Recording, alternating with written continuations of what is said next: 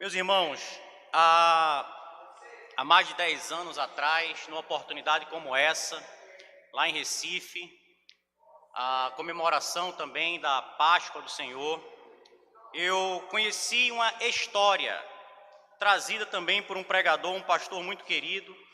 Eu queria iniciar hoje compartilhando essa história com os irmãos acerca de um pai e de um filho. Em algum lugar da Europa, dizia a história, tinha um pai e esse homem era um homem tido como bom pelos seus conterrâneos, aqueles que habitavam ali na sua pequena cidade da Europa. Ele trabalhava como operário de pontes que são suspensas. Sabe aquelas pontes que quando você aciona, ela suspende, o navio passa, você aciona novamente e ela baixa para que o trem passe. Esse era o trabalho daquele homem. Então, todos os dias ele tinha o privilégio também de, ali no seu trabalho, se deparar com uma belíssima paisagem que era onde ficava a ponte. E num determinado dia, um dia de um feriado, ele iria trabalhar, estava escalado para trabalhar, e ele decidiu levar consigo o seu filho amado de 8 anos de idade, seu único filho. E ele com muita alegria, porque teria a oportunidade de mostrar ao seu filho aquele local e o seu trabalho, ele o abraça, o beija e o leva para ali. Chegando ali, ele mostra o privilégio que ele tinha de trabalhar olhando aquela paisagem. Ele também ensina seu filho como que fazia ali para acionar os mecanismos que subiam e que desciam aquela ponte. E passou-se aquela manhã e eles almoçaram juntos. E veio o horário da tarde e ele voltou ali e naquela oportunidade ele saiu da sua cabine com seu filho e foi direto ali para onde ficava realmente a ponte. Ele queria mostrar ao seu filho como que funcionavam as engrenagens daquela ponte. E ali eles conversaram e observaram e seu filho perguntava, ele explicava. Em algum momento ele viu que um trem estava vindo. Então ele diz ao seu filho: meu filho, vamos lá, vamos voltar para a cabine, eu preciso baixar a ponte para que o trem passe. E ele, apressado e também ali preocupado em fazer bem o seu trabalho, ele sai à frente, o filho dele vinha atrás dele, e chegando ali na sua estação de trabalho, onde ele acionava os comandos da ponte, ele olha para trás e percebe que seu filho não estava perto dele. E quando ele olha para a ponte, ele vê o seu filho ainda lá na ponte, olhando para aquelas engrenagens. E nesse determinado momento, ele vê o seu filho caindo nas engrenagens da ponte. Aquele homem, ele entra em desespero, porque ele olha para o trem e ele vê que não dá tempo dele correr para tirar o seu filho dali. E ele se deparou com uma escolha que ele teria que fazer. Entre salvar o seu filho ou baixar a ponte e salvar aquelas centenas de pessoas que passavam naquele trem. Se ele não baixasse a ponte, elas iriam morrer. E aquele homem, ele começa a chorar desesperado, sem saber o que fazer. Vem à sua mente tantas lembranças maravilhosas com o seu filho. E ele começa a olhar para aquele trem. Ele conhecia aquelas pessoas que estavam no trem. Elas eram de uma pequena cidade e eles se conheciam todos eles.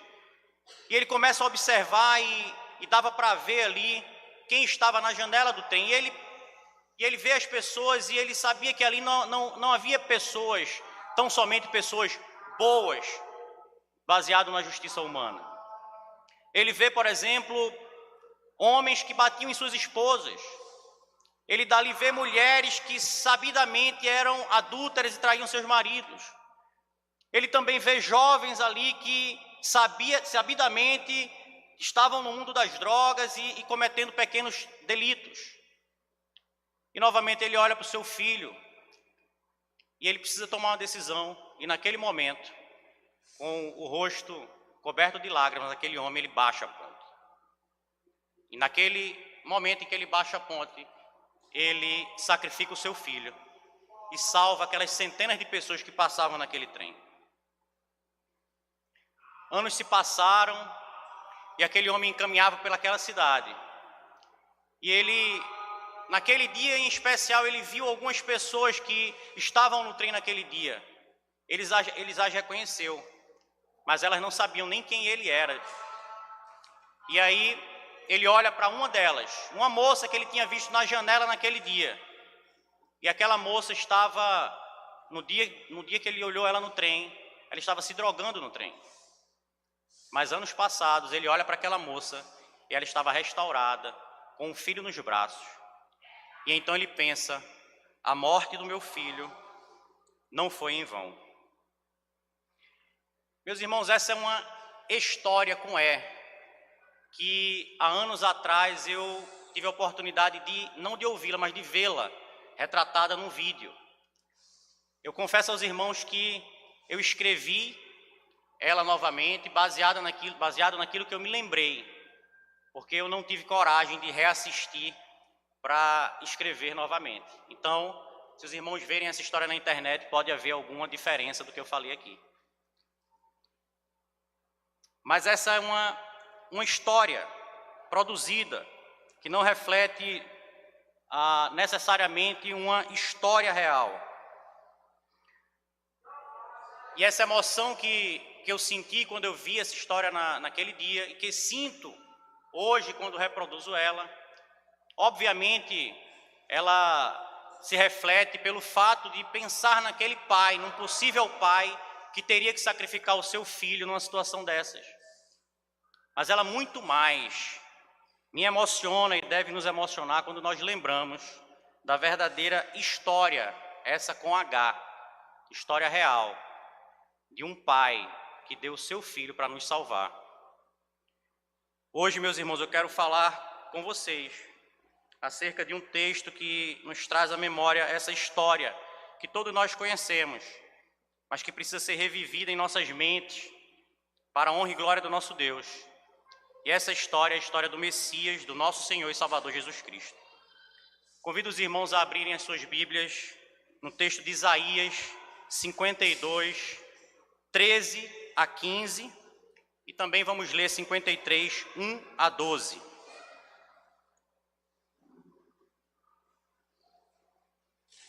Isaías 52, 13 a 15 e 53, do 1 ao 12.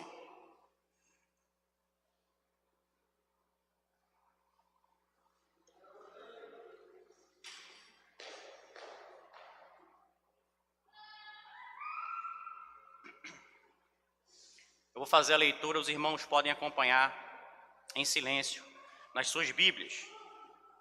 Diz assim a palavra do Senhor: Eis que o meu servo procederá com prudência, será exaltado e elevado, e será muito sublime. Como pasmaram muitos à vista dele, pois o seu aspecto estava muito desfigurado, mais do que o de outro qualquer, e a sua aparência mais do que a dos outros filhos dos homens. Assim causará admiração às nações, e os reis fecharão a sua boca por causa dele. Porque aquilo que não lhes foi anunciado verão, e aquilo que não ouviram entenderão. Quem creu em nossa pregação, e a quem foi revelado o braço do Senhor? Porque foi subindo como renovo perante ele, e como raiz de uma terra seca. Não tinha aparência nem formosura.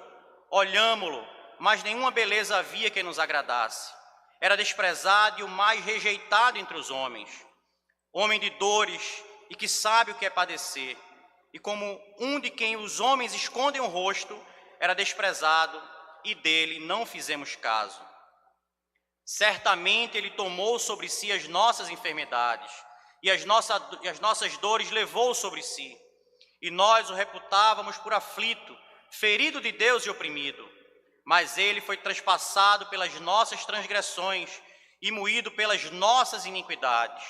O castigo que nos traz a paz estava sobre ele, e pelas suas pisaduras fomos sarados. Todos nós andávamos desgarrados como ovelhas, cada um se desviara pelo caminho, mas o Senhor fez cair sobre ele a iniquidade de todos nós. Ele foi oprimido e humilhado, mas não abriu a boca.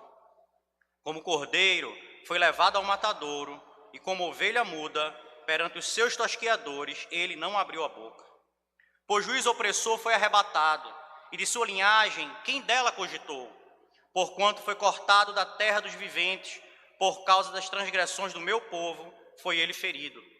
Designaram-lhe a sepultura com os perversos, mas com o rico esteve na sua morte, posto que nunca fez injustiça, nem dolo algum se achou em sua boca. Todavia, ao Senhor agradou moê-lo, fazendo-o enfermar. Quando der ele a sua alma como oferta pelo pecado, verá a sua posteridade e prolongará os seus dias, e a vontade do Senhor prosperará nas suas mãos. Ele verá o fruto do penoso trabalho de sua alma e ficará satisfeito. O meu servo, o justo, com o seu conhecimento, justificará muitos, porque as iniquidades deles levará sobre si. Por isso, eu lhe darei muitos como a sua parte, e com os poderosos repartirá ele o despojo, porquanto derramou a sua alma na morte, foi contado com os transgressores, contudo levou sobre si o pecado de muitos, e pelos transgressores intercedeu. Vamos orar, meus irmãos. Pai bendito, Deus amado, nós te pedimos agora, Senhor, que tu possas derramar da tua bondade sobre as nossas vidas, e que através do teu Espírito Santo, Senhor, a tua palavra possa habitar em nossos corações, que ela possa nos confrontar, que ela possa nos edificar, que ela possa nos educar, Senhor, para uma vida de justiça. Ó Pai bendito, faz isso por nós, ó Deus, por amor do teu Filho amado Jesus Cristo, em nome de quem oramos. Amém. Meus irmãos, quando nós lemos esse texto de Isaías, um texto muito conhecido e querido de todos nós, é de impressionar como que o profeta, vivendo há 700 anos antes do evento da crucificação, do ministério e crucificação de Cristo, como que ele conseguiu ser tão assertivo nas suas palavras. Obviamente, nós sabemos que, dada a inspiração do Espírito Santo. Talvez de todos os relatos bíblicos, incluindo os relatos do Novo Testamento, esse seja o relato com o maior número de detalhes que nós temos acerca daquele momento de crucificação, de entrega, de sacrifício do nosso Senhor Jesus Cristo. O livro do profeta Isaías é considerado como um dos livros mais messiânicos, ou o profeta mais messiânico dos profetas bíblicos. E ele se divide aí em 3 grandes partes, nós podemos assim entendê-lo. A primeira vai do capítulo 1 ao capítulo 39 e fala do tempo em que Judá, o reino do sul, está sendo ameaçado pela Assíria. Já do capítulo 40 ao 55, onde nosso texto se encontra, ele fala de um povo que tem sofrido a desgraça e que está fora do seu país, humilhado, explorado e sem esperança. Era o momento em que o povo estava sob o jugo babilônico. O povo foi levado como cativo para a Babilônia. E a terceira, então, vai dos capítulos 56 a 66 e traz, na sua maior parte, conselhos para aqueles que já haviam voltado do cativeiro de Jerusalém. Então, aqui nós temos o profeta falando acerca do momento anterior ao cativeiro, do momento em que eles estavam no cativeiro e do momento posterior ao cativeiro. O nosso texto, como eu falei, ele se encontra justamente no momento em que o povo estava sob o jugo do povo babilônico, que estava no cativeiro. O povo tinha desobedecido a Deus, desde sempre. O povo, ele se aproximava do Senhor, o Senhor abençoava, e depois ele se afastava e fazia o que era mal diante do Senhor e recebia o castigo pelo seu pecado. E assim foi a vida do povo de Israel. Nesse momento, Israel, o reino do norte, já havia sido tomado. E mesmo assim, o reino de Judá ainda caía em pecado diante de Deus. E a mão de Deus pesou sobre esse povo. Eles receberam o pagamento pelo pecado deles e haviam sido dominados por uma grande nação, levados cativos, e passado ali 70 anos como cativos dos babilônicos. Então, Isaías vai falar sobre esse tempo em que, próximo do fim do cativeiro, o Senhor Jesus Cristo, ou o Deus se revelando através das profecias do profeta, ele vai falar àquele povo. E ele vai dizer àquele povo que ele vai socorrê-lo, que ele vai retirá-lo daquele lugar, que ele vai recompor a nação de Israel. Então esse era o contexto da escrita aqui do profeta. Quando ele escreve esse texto aqui, ele escreve dentro desse contexto um povo dominado que aguardava a ação de Deus, como ele mesmo havia prometido, para o livrar do cativeiro babilônico. É diante desse contexto, meus irmãos, que nós queremos apresentar aquilo que o profeta falou e que, obviamente, sobrepuja aquela realidade, ultrapassa e transcende tão somente aquela realidade do povo judeu.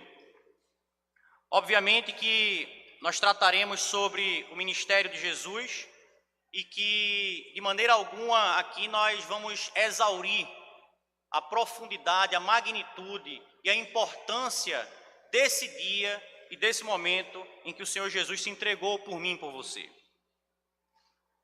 Volte seu olhar para o texto e veja que o texto do capítulo 52, que nós lemos, do 13 ao 15, na sua Bíblia ele deve estar separado do resto do capítulo 52 e como que uma introdução do capítulo 53. Esse texto, ele inicia essa grande perícope, esse grande texto revelacional do profeta, fazendo um anúncio àquele povo, um anúncio que também é um anúncio para nós. Veja o que ele vai dizer no versículo 13 ao 15. Eis que o meu servo procederá com prudência, será exaltado e elevado, e será muito sublime, como pasmaram muitos à vista dele, pois o seu aspecto estava muito desfigurado, mais do que o de outro qualquer, e a sua aparência mais do que a dos outros filhos dos homens. Assim causará admiração às nações, e os reis fecharão a sua boca por causa dele, porque aquilo que não lhes foi anunciado verão, e aquilo que não ouviram entenderão. O profeta, quando diz isso, ele cria uma problemática na cabeça daquele povo. Ele cria um enigma. E o enigma é algo difícil de entender. E por que necessariamente isso seria uma problemática e um enigma na cabeça daquele povo? Veja que ele diz: eis que o meu servo procederá com prudência. Se nós voltarmos um pouco ainda ao capítulo 52, do 52, do 1 ao 12, alguns textos aqui, nós vamos entender por que isso. No versículo 6 do capítulo 52, o Senhor diz o seguinte: por isso o meu povo saberá o meu nome, portanto, naquele dia saberá que sou eu quem fala, eis-me aqui. No versículo 8, eis o grito dos seus atalaias, eles erguem a voz, juntamente exultam, porque com os seus próprios olhos, distintamente, veem o retorno do Senhor a Sião. O 10, o Senhor desnudou o seu braço à vista de todas as nações, e todos os confins da terra verão a salvação do nosso Deus. 11, retirai-vos, retirai-vos, sai de lá, não toqueis coisa imunda, sai do meio dela, purificai-vos, vós que levais os utensílios do Senhor. 12, porquanto não saireis apressadamente, nem vos ireis fugindo, porque o Senhor irá adiante de vós, e o Deus de Israel será a vossa retaguarda. O enigma, meus irmãos, reside no fato de Deus, ele ter anunciado que ele mesmo seria o Salvador do povo, que ele estaria no meio do povo. O comentarista Alec Motyer, um pastor, um teólogo que estuda Isaías ao longo de décadas, ele nos ajuda a entender acerca desse enigma, quando ele escreve o seguinte: ali, no versículo 6, o Senhor prometeu a ação em favor do seu povo, na qual ele estaria pessoalmente presente. E isso segue a ida pessoal dele a Sião, no versículo 8. Depois de ter desnudado o seu braço em salvação, versículo 10. E aí ele esclarece: é no servo que o Senhor cumpre essas promessas. O que Isaías estava dizendo aqui era que aquelas promessas feitas pelo Senhor, de que ele salvaria o povo, de que ele estaria no meio do povo, elas seriam executadas, elas seriam cumpridas através deste servo que ele relata aqui. E coisas interessantes ele vai falar acerca desse servo. Primeira coisa que ele vai falar acerca do servo é que ele vai ser exaltado. Ele vai dizer: eis que o meu servo procederá com prudência, será exaltado, elevado e muito sublime. Isaías, ele com essa tríplice exaltação do servo, ele claramente, ele demonstra, ou ele quer demonstrar ao povo, de que aquele servo ele teria uma exaltação maior do que qualquer outro. Ele seria mais exaltado, mais elevado e mais sublime do que qualquer outro. E é interessante que quando nós fazemos uma comparação desse texto com o que aconteceu com Jesus, nós podemos pensar: se o servo foi exaltado, elevado e muito sublime, Jesus ressuscitou, ascendeu e foi exaltado. É uma comparação muito clara que nos remete ao Senhor Jesus Cristo. Mas esse servo ele também seria humilhado de maneira voraz. 14, como pasmaram muitos à vista dele, pois o seu aspecto estava muito desfigurado, mais do que o de outro qualquer. A sua aparência, mais do que a dos filhos dos homens. Apesar de ele ter dito que o servo seria exaltado de maneira maravilhosa, mais do que qualquer outro, Isaías também vai dizer que esse servo, ele sofreria mais do que qualquer outro. Ele sofreria ao ponto de ficar desfigurado, de você olhar e não saber quem era. E aí, leve a sua mente a pensar no Senhor Jesus Cristo, como ele ficou depois de tudo que ele passou, das chicotadas que recebeu, das pancadas que levou, da coroa de espinhos na sua cabeça, das humilhações que levou. E nós vamos entender por que Isaías está dizendo que esse servo sofreria mais do que todos os outros. Aqui nós também vemos que esse servo é revelado, ele seria um homem. Ele seria um homem. Deus, ele habitaria no meio do povo, ele salvaria o povo, ele estaria no meio do povo através do seu servo, que seria exaltado, que sofreria e que seria um homem. Temos aqui claramente a humanidade do servo, porque mais do que todos os outros homens ele sofreu. Mas nós também temos uma revelação acerca do resultado de tudo isso. Tudo isso, ou seja, a sua humilhação e sofrimento e a sua exaltação, levariam a posição de poder sobre as nações. 15. Assim causará admiração às nações, e os reis fecharão a sua boca por causa dele, porque aquilo que não lhes foi anunciado verão, e aquilo que não ouviram entenderão. Isaías está falando aqui do alcance da obra desse servo. Reis iriam se calar diante dele. E nós podemos nos remeter aqui ao que o próprio profeta disse em Isaías 49, 6 a 7. Quando ele falou isso, obviamente que anteriormente Deus já havia revelado mais a ele. Isaías 49, 6 e 7 vai dizer: sim, diz ele, pouco é o seres meu servo para restaurares a tribo de Jacó e tornares a trazer os remanescentes de Israel. Isso é pouco. Também te dei como luz para os gentios, para seres a minha salvação até a extremidade da terra. No final do 7 ele vai dizer: os reis o verão e os príncipes se levantarão e eles te adorarão por amor do Senhor, que é fiel, e do Santo de Israel, que te escolheu. Nesses versículos, nós podemos entender aquilo que passou na cabeça daquele povo. Como que Deus vai se fazer presente e vai nos salvar através de um servo humano que sofrerá tanto e terá tanto poder? Então a pergunta que vinha era: quem é esse servo? Por que ele haveria de sofrer tanto? Ou o que significa esse poder que ele terá expandido para as outras nações?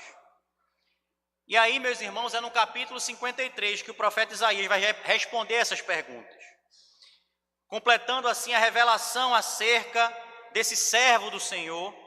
Ele vai nos falar sobre os aspectos da pessoa e da obra desse servo, bem como jogar luz sobre a recompensa que lhe será entregue.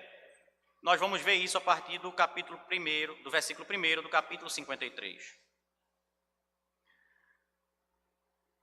Veja que o profeta, no versículo 1 do capítulo 53, ele inicia com duas perguntas.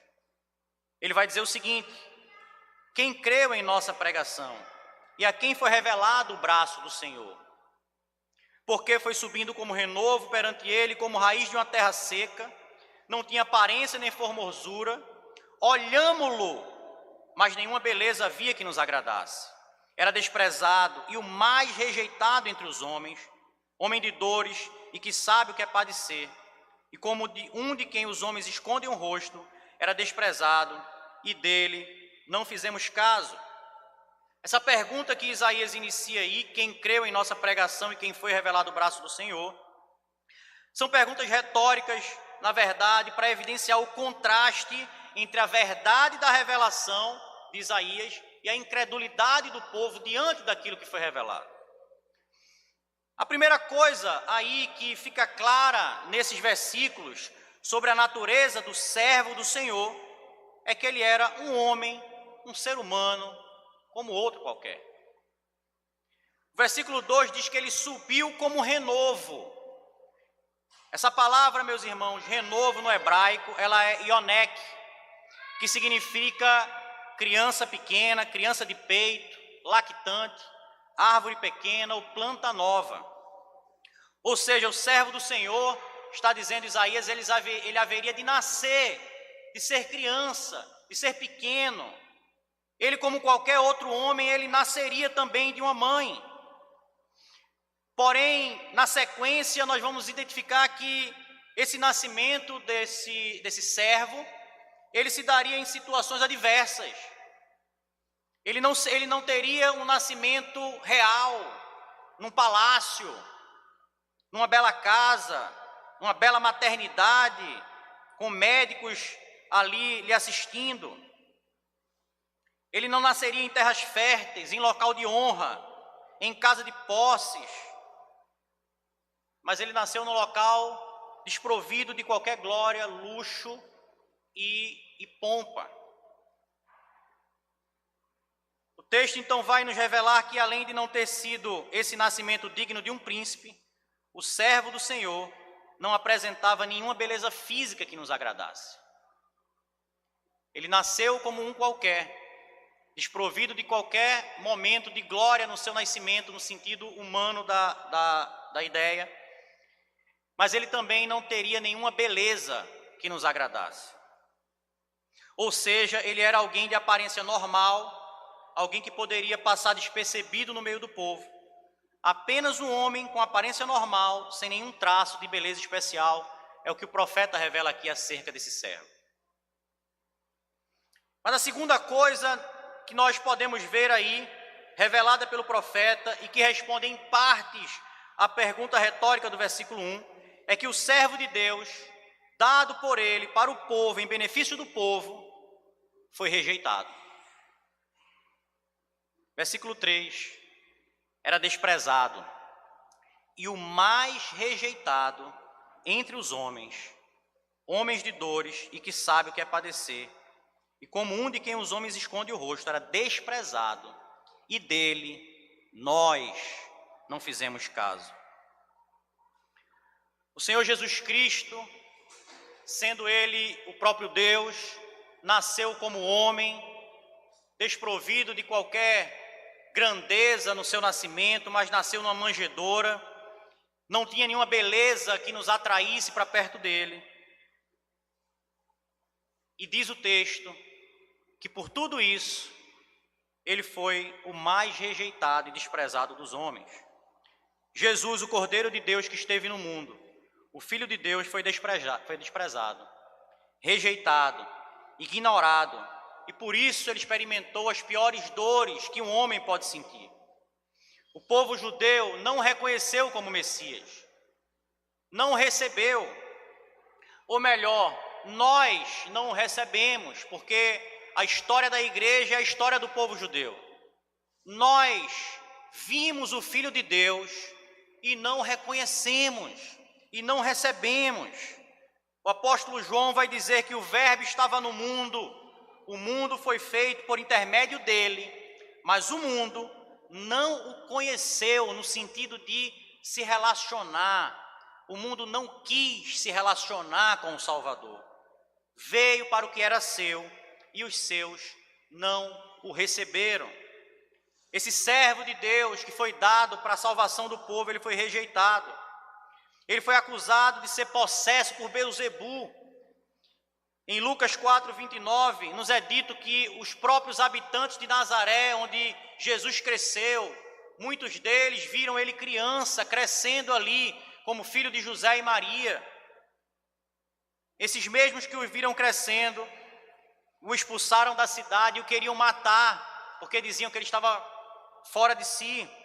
A sua própria família, Lucas 49:20, o desonrou quando quis o prender, porque viu que as multidões afluíam para ouvi-lo. E por fim o povo, meus irmãos, o seu povo, para quem ele veio, o condenou à morte quando gritaram diante do servo do Senhor, ensanguentado, humilhado: crucifica-o, crucificam.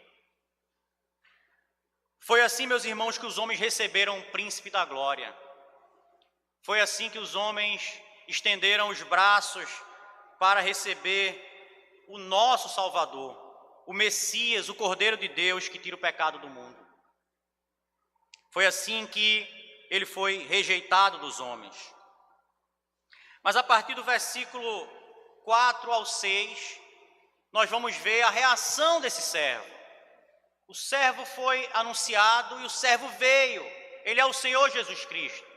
Ele nasceu e viveu como homem e foi rejeitado, foi desprezado mais do que qualquer outro, pelo seu próprio povo a quem ele veio salvar. Mas qual foi a reação desse servo? Como o Senhor Jesus reagiu diante de tantas ofensas? O profeta ele vai falar sobre isso, e 700 anos antes ele vai anunciar o ministério desse servo.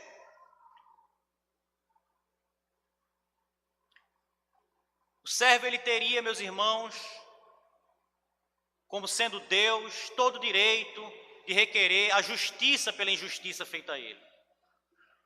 Ele teria todo o direito de aplicar a sua justiça pelo desprezo, pela humilhação, pela violência que ele sofreu.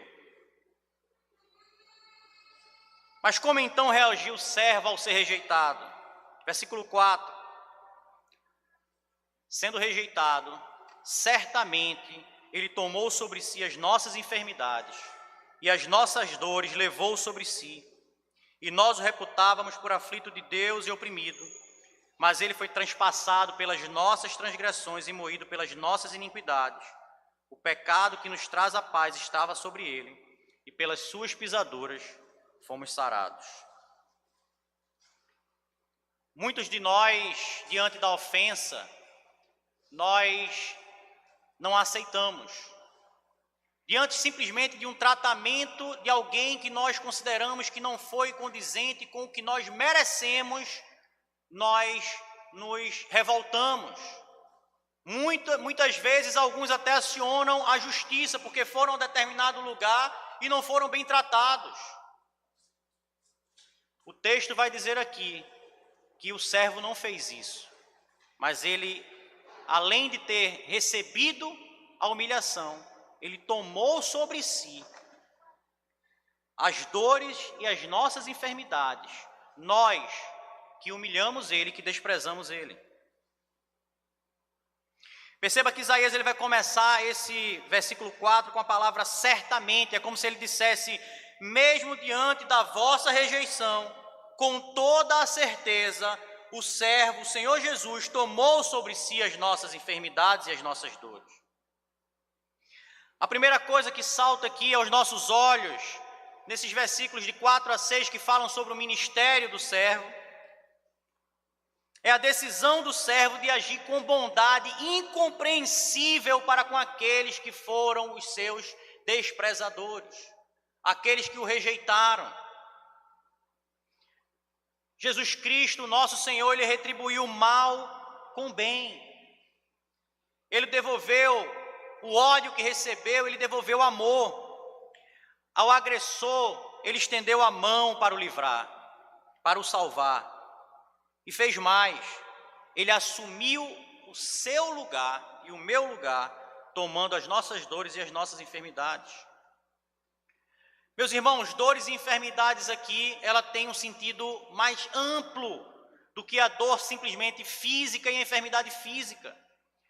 Aqui, quando o Senhor Jesus Cristo, mesmo tendo sido rejeitado, ele decide tomar as nossas dores, ele estava tomando sobre si as chagas do pecado na nossa alma. É uma dor que nenhum de nós poderia carregar sozinho. É por isso que o servo, mesmo sendo homem, ele tinha que ser Deus. Só o próprio Deus poderia levar sobre ele as chagas abertas na alma de toda a humanidade, daqueles a quem ele elegeu. Então, sendo ele Deus, ele se coloca nesse lugar e toma sobre si as nossas dores e as nossas enfermidades no sentido amplo e transcendente. Aquela dor e aquela enfermidade que mataria a nossa alma e nos levaria para a condenação eterna foi tomada por ele. Perceba que ele tomou. Jesus Cristo, ele sempre teve o domínio do que estava acontecendo. Não é que ele estava ali de forma involuntária. Ele voluntariamente, diante da agressão, diante do desprezo e da rejeição, ele decidiu nos amar. Ele decidiu que derramaria a sua alma na morte por amor de cada um dos seus eleitos. Enquanto ele era ofendido, meus irmãos, ele caminhava dia após dia, cumprindo o seu ministério de obedecer e dar testemunho do Pai, caminhando a passos largos para o momento em que seria crucificado no Calvário. Mas esse texto ele também nos mostra, além da decisão amorosa do servo, outra verdade, e meus irmãos, uma verdade que está presente nesse texto. Foi Cristo quem voluntariamente resolveu sofrer as nossas dores e levar sobre si as nossas enfermidades. Como eu acabei de falar, ele não só é aquele que leva sobre si, como ele é o agente de resgate dessas dores e enfermidades. E uma terceira verdade nesse texto, de 4 a 6, também salta aos nossos olhos. É a verdade de que Cristo sempre teve e tem o governo da história. Mas, contudo, meus irmãos, o fato de Cristo ter e sempre ser o governante da história, dele não ter sido pego de surpresa, dele não ter levado sobre si de maneira involuntária e sim voluntária, por amor às nossas dores e enfermidades, isso não apaga uma outra verdade, que é a verdade de que existe um culpado pelo sacrifício de Cristo. Existe um culpado. E aí a pergunta é, será que você sabe quem foram os culpados pela morte do Senhor na cruz do Calvário? Será que os judeus e os gentios que juntos gritavam crucifica-o são os culpados? Será que foi o Sinédrio? Ou será que foi o Império Romano o grande culpado pela morte e crucificação do Senhor Jesus Cristo? Preste novamente atenção ao texto no versículo 5 e 6, principalmente o 5. Ele vai dizer: mas ele foi transpassado pelas nossas transgressões e moído pelas nossas iniquidades. O castigo que nos traz a paz estava sobre ele, e pelas suas pisaduras nós é quem fomos sarados. Perceba, meu irmão, a clara relação de culpabilidade da nossa culpabilidade sendo aplicada ao servo. As transgressões eram nossas, mas foi ele o traspassado. As iniquidades eram nossas, mas foi ele quem foi o moído. O castigo deveria ser aplicado a nós, os transgressores, mas estava sobre ele. Nós é quem andávamos desgarrados e nos desviando do caminho, mas o Senhor fez cair sobre ele, o servo, as nossas iniquidades. O servo Salvador nos sarou, e para isso ele foi o ferido.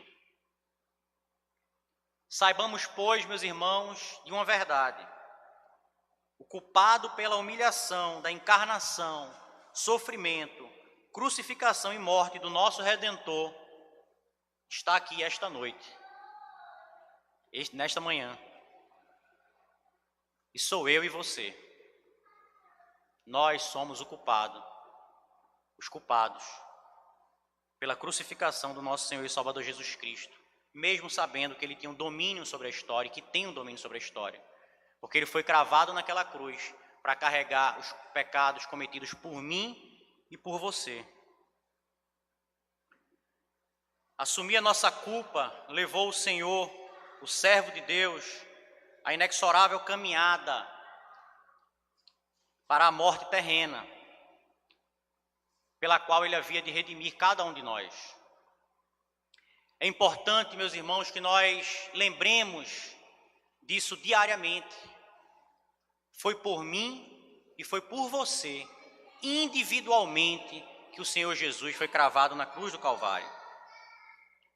Ele foi levado àquela situação, obviamente, por um plano divino, traçado pelo conselho trinitário desde a eternidade.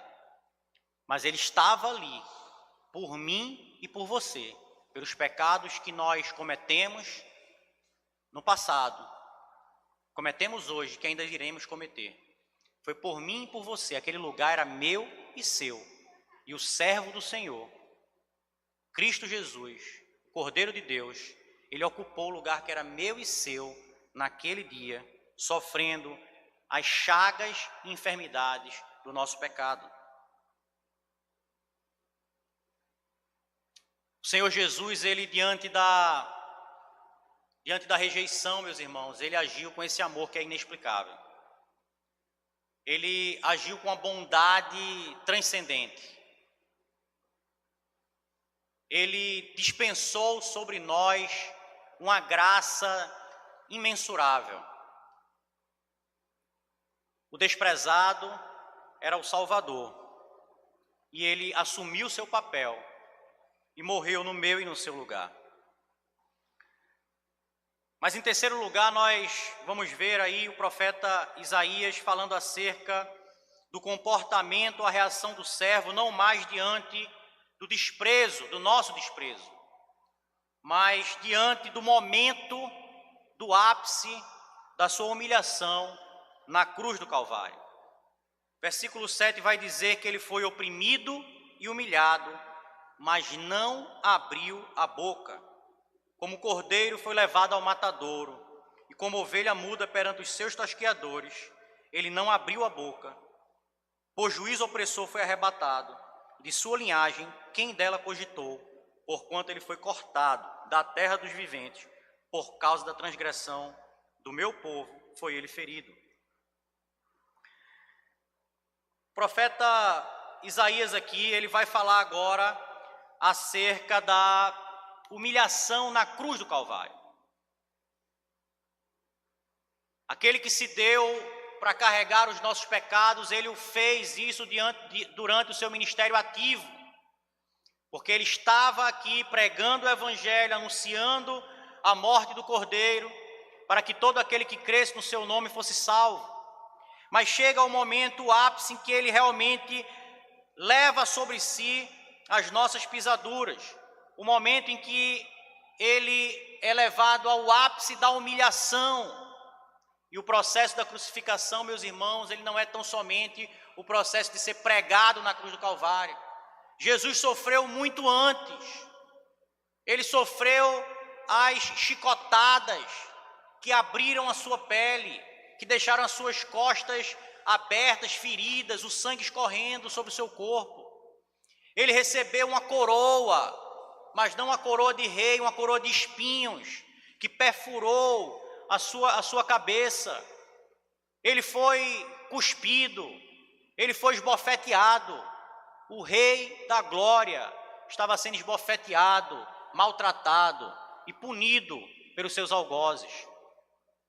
Foi colocado um cetro na sua mão, uma capa sobre os seus ombros, e aqueles guardas zombavam dele, se ajoelhavam e diziam: salve o Rei dos Judeus. E depois cada um pegou esse cetro e batia na sua cabeça. Ele foi despido. Ele foi tremendamente humilhado, o mais humilhado de todos os homens, porque a sua humilhação começou desde a sua encarnação. Foi o Deus se fazendo homem, o Deus que os céus dos céus não pode conter, sendo contido no corpo de uma criatura. Esse foi o nosso Senhor que foi humilhado, e naquele momento que ele foi levado para a cruz do Calvário, sendo ele o Deus Todo-Poderoso, governador do cosmos, ele não abriu a boca, ele não reclamou, ele não ponderou se era justo se dar como alguém sem pecado, divino, santo, no lugar daqueles pecadores e miseráveis, daqueles que não o receberam e nem o reconheceram como Salvador. O Senhor Jesus, ele não questionou, mas como um cordeiro, ele foi levado para o matadouro, e como ovelha muda perante os seus tosqueadores, ele não abriu a boca. Mas aqui, meus irmãos, mais uma vez, o comentarista Alec Montaille, ele vai dizer que a ênfase presente nessa estrofe é a lúcida e autorrestritiva voluntariedade com que o servo se aproximou e aceitou o que aconteceu. Tudo isso aconteceu com o Senhor Jesus Cristo de fato. Os homens são responsáveis e serão responsabilizados pelos seus pecados e por aqueles que fizeram, de fato. Mas o que nos chama a atenção aqui, meus irmãos, é a entrega voluntária do Senhor Jesus Cristo. Ele poderia, com menos que uma palavra, um pensamento, mudar toda a história, condenar todos os homens ao inferno eterno. Mas ele se humilhou a si mesmo. Ele se humilhou a si mesmo. Essa palavra usada aí no texto por humilhado, ela é do hebraico ana, e ela quer dizer justamente isso: humilhar-se, curvar-se ou inclinar-se. O Senhor Jesus, ele foi oprimido e ele humilhou a si mesmo por amor daqueles que o Senhor, o seu Pai, lhe deu. Diante da cruz, diante daquela morte terrível, que ocasionou inclusive a oração do Senhor Jesus Cristo, dizendo que a vontade dele era de não passar, vontade no sentido da carne, do sofrimento, era não passar por aquele sofrimento, mas que ele estava alinhado com a vontade do Pai, porque ele, o Pai e o Espírito Santo são um só. Aquele sofrimento, diante desse sofrimento, o servo continuou obediente, em amor, não abriu a boca para reclamar. E esse amor que ele tem é tanto com o Pai, para honrá-lo, como ele teve comigo e com você, meu irmão. Por isso que ele se manteve silente, obediente, seguindo ali o plano traçado na eternidade por amor dos seus eleitos. Mas é importante, meus irmãos, mesmo que a ênfase aqui seja, obviamente, a obra do Senhor Jesus Cristo, nós entendermos qual o sofrimento que ele passou. É importante para nós, como seres humanos, entendermos o que passou o nosso Senhor Jesus Cristo ali. Nós estamos muito distantes daquela realidade da crucificação. Nós estamos há mais de 2000 anos da morte do nosso Senhor. Essa era uma forma de morte terrível. Era uma forma de morte em que Roma imputava aos seus piores inimigos.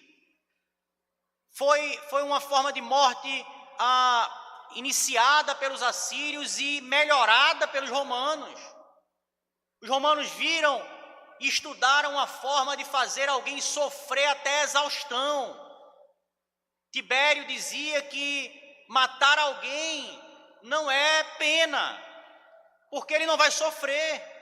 Então a crucificação era a morte preferida de vários dos imperadores romanos, dos governadores romanos, porque ela levava o homem ao sofrimento inimaginável.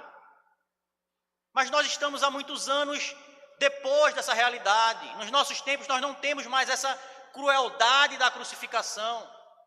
Aqueles que viviam naquele tempo se deparavam com ela quase que diariamente. Quase que diariamente. As cruzes eram colocadas nas estradas e as pessoas passavam e viam aqueles crucificados agonizando até a morte, pedindo ajuda sem poder ser ajudados. O pastor John MacArthur, escrevendo acerca da morte do Salvador, ele vai citar um médico de nome Truman Davis, que estudou os efeitos físicos da crucificação e teria feito um relato de como e o que aconteceu com Jesus Cristo. Ele vai dizer o seguinte: à medida que os braços se cansaram, grandes ondas de cãibras se alastraram por todos os músculos, unindo-os numa profunda, inexorável e pulsante dor. Com essas cãibras vem a incapacidade de se empurrar para cima, porque eles precisavam se empurrar para cima para poder respirar. As cãibras os impediam de se empurrar para cima. Pendurado pelos seus braços, os músculos peitorais ficavam paralisados e os músculos intercostais não podiam agir. O ar pode ser levado para os pulmões, mas não pode ser exalado. Jesus luta para se erguer, a fim de conseguir até mesmo uma respiração curta. Finalmente, gás carbônico é produzido nos pulmões e no fluxo de sangue, e as câimbras diminuem parcialmente. Espasmodicamente, ele consegue se empurrar para respirar o oxigênio que dá vida. Horas dessa dor ilimitada, ciclos de torcedura, câimbras produzidas nas articulações, sufocamento parcial intermitente, dor ardente à medida que o tecido das suas costas era lacerado e rasgado, à medida que ele se movia para cima e para baixo contra a parede áspera da cruz. Então outro sofrimento começa, uma dor esmagadora, profunda no tórax, à medida que o pericárdio se enche lentamente de linfa e começa a comprimir o coração. Está agora quase no fim. A perda de fluido de tecido alcançou um nível crítico. O coração comprimido está lutando para bombear sangue pesado, grosso e moroso para os tecidos. Os pulmões torturados estão se esforçando freneticamente para respirar com dificuldade pequenos tragos de ar. Os tecidos marcadamente desidratados enviam seus fluidos de estímulos para o cérebro. E um outro comentarista também diz o seguinte, que nesse momento a dor é tremenda, é tão desgastante, tão profunda, que a morte, o inimigo dos homens, que nos deixa tão temerosos diante dela, se torna um presente para aquele que estava passando aquele sofrimento. Após todo esse sofrimento, meus irmãos, o Senhor da glória, ele morre humilhado, traído, abandonado pelos discípulos e abandonado pelo Pai, não separado do Pai, mas abandonado pelo Pai. Porém, meus irmãos, ninguém lhe tira a vida. No último suspiro, o Rei da glória, o Salvador dos homens, ele mesmo entrega ao Pai o seu Espírito, conforme relata Lucas 23, 46. Pai, nas tuas mãos entrego o meu Espírito. Foi esse o sofrimento, meus irmãos, que o nosso Senhor passou pelos nossos pecados, pela nossa culpa, pelas nossas transgressões.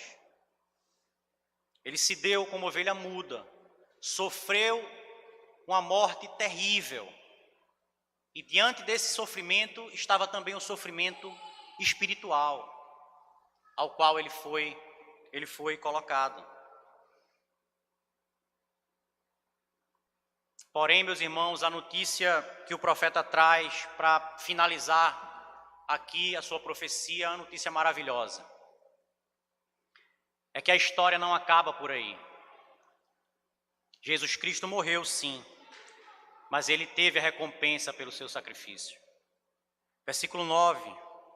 Designaram-lhe a sepultura com os perversos, mas com o rico esteve na sua morte, posto que nunca fez injustiça, nem dolo algum se achou em sua boca. Todavia ao Senhor agradou moê-lo, fazendo-o enfermar. Quando der ele a alma como oferta pelo pecado, verá a sua posteridade e prolongará os seus dias, e a vontade do Senhor prosperará nas suas mãos. Ele verá o fruto do penoso trabalho da sua alma e ficará satisfeito.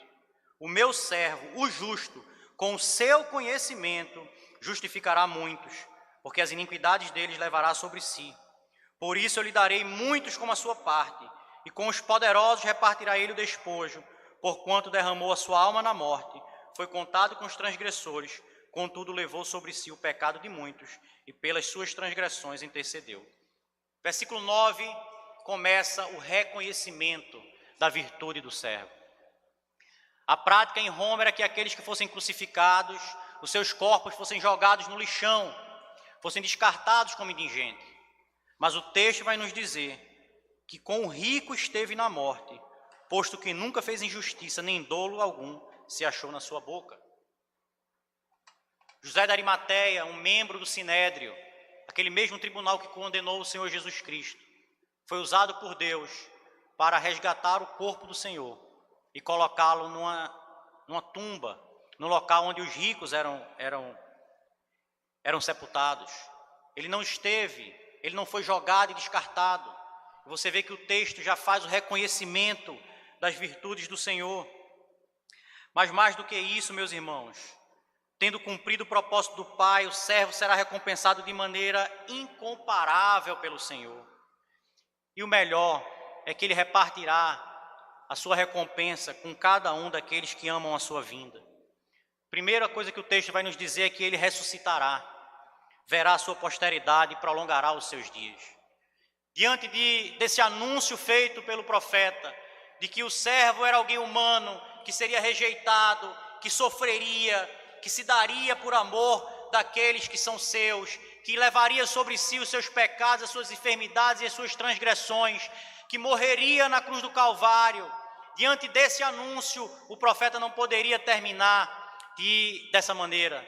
E ele conclui dizendo: quando derramar ele a sua alma pelo pecado, verá a sua posteridade e prolongará os seus dias. Esse é o anúncio, meus irmãos, da ressurreição do servo.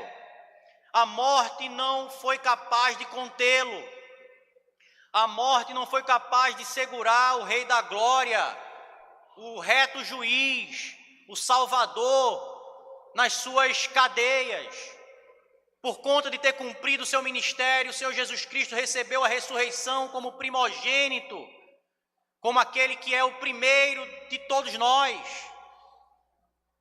Ele está ressurreto completamente, com seu corpo glorificado junto ao Pai.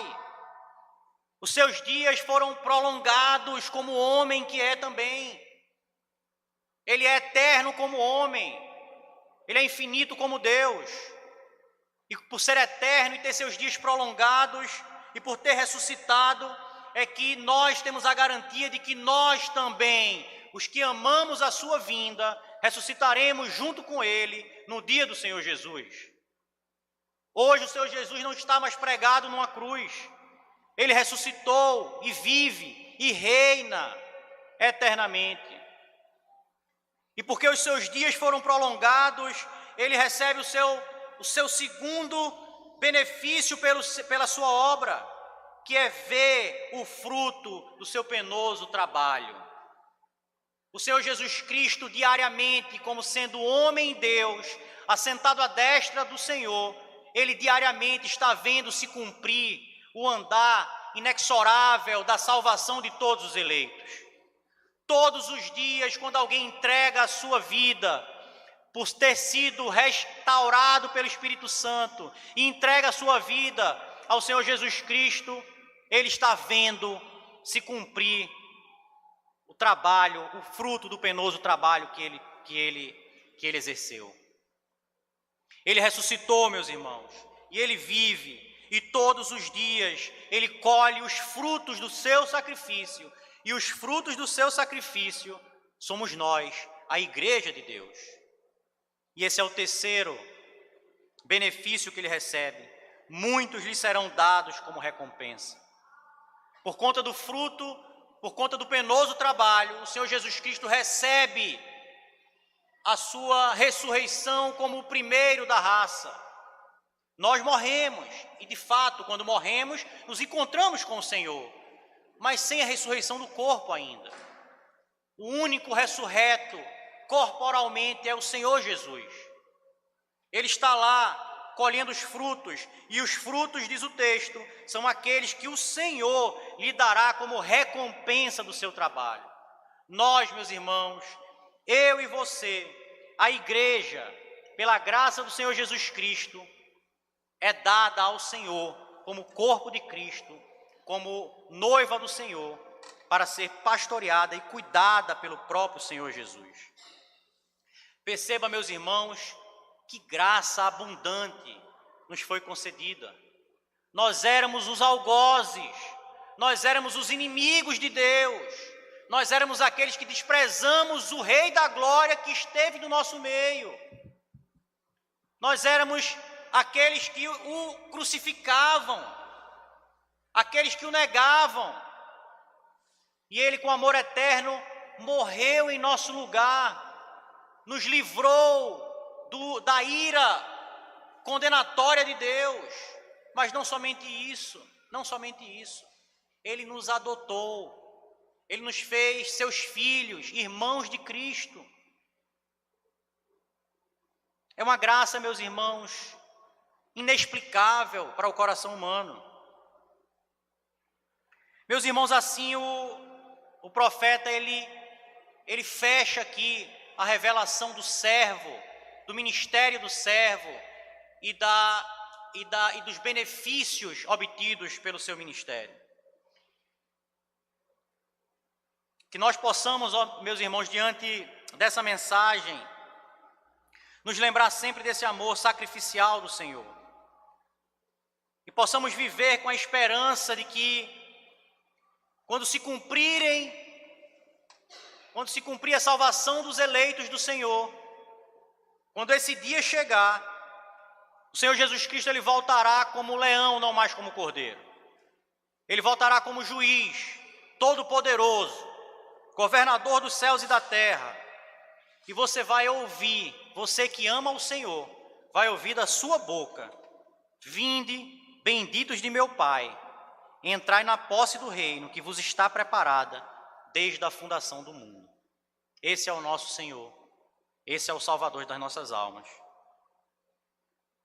Meus irmãos, para a gente finalizar, 3 rápidas aplicações. A primeira delas: diante da certeza da redenção de Cristo, nós devemos, meus irmãos, abominar o pecado. Foi o pecado, meu e seu, que colocou o Senhor Jesus Cristo naquele sofrimento. Foi o pecado que nos condenaria, que condenou ele à morte para nos salvar. Aquele que ama ao Senhor não pode amar ao pecado. Aquele que ama ao Senhor, ele odeia o algoz do seu Senhor, que foi o pecado. João vai falar sobre isso, ele vai dizer: se dissermos que mantemos comunhão com Cristo e andamos nas trevas, mentimos e não praticamos a verdade. Devemos vigiar, meus irmãos, para não vivermos uma vida de pecados corriqueiros, Lembremos que esse Senhor que fez essa obra maravilhosa por mim e por você, Ele abomina o pecado. A certeza da redenção em Cristo também deve nos fazer amar a obediência ao Senhor. Foi através do ministério da obediência que o Senhor Jesus Cristo conquistou a salvação para mim e para você. Se alguma coisa é nos requerida dentre todo o processo de salvação, é que nós obedeçamos em amor àquele que nos salvou. Nós precisamos diariamente refletir, pensar, estudar, analisar as Sagradas Escrituras para que honremos o nosso Deus com aquilo que fazemos, como somos e como nos comportamos. E por último, a certeza da redenção em Cristo deve nos fazer amar a igreja do Senhor. Meus irmãos, o Senhor Jesus, Ele deixou a sua glória, encarnou-se, fez homem, foi humilhado e desprezado, sofreu a morte de cruz e ressuscitou para que nós fôssemos povo dele, para que amássemos uns aos outros, assim como amamos a nós mesmos, e para que amamos a Deus acima de todas as coisas. Foi para isso que Ele nos resgatou, para vivermos em comunhão, para vivermos contribuindo um com os outros em amor para o crescimento da igreja. Que possamos, meus irmãos, amar a igreja do Senhor Jesus Cristo, porque nós somos o corpo, a igreja é o corpo do cabeça. E se nós amamos ao Senhor, o nosso Salvador, nós precisamos também amar ao corpo. Aquele que não ama o corpo não pode amar o cabeça. Amados do Senhor, que é muito mais do que aquela história que eu falei no início, de um pai que sacrifica o seu filho para salvar alguns que passavam no trem. A história verdadeira do sacrifício salvífico e vicário de Cristo, que ela sim possa nos constranger diariamente, que ela possa nos emocionar diariamente e que ela possa nos educar para toda boa obra. Que todos os dias possamos nos derramar aos pés do Senhor Jesus, reconhecendo com gratidão o seu sacrifício, o seu ministério, e vivendo em gratidão e em esperança, aguardando o dia em que receberemos dele, da mão do reto juiz, a coroa da justiça. Que o Senhor nos abençoe, que louvado seja o nosso Senhor Jesus Cristo, desde agora e para todo sempre. Amém.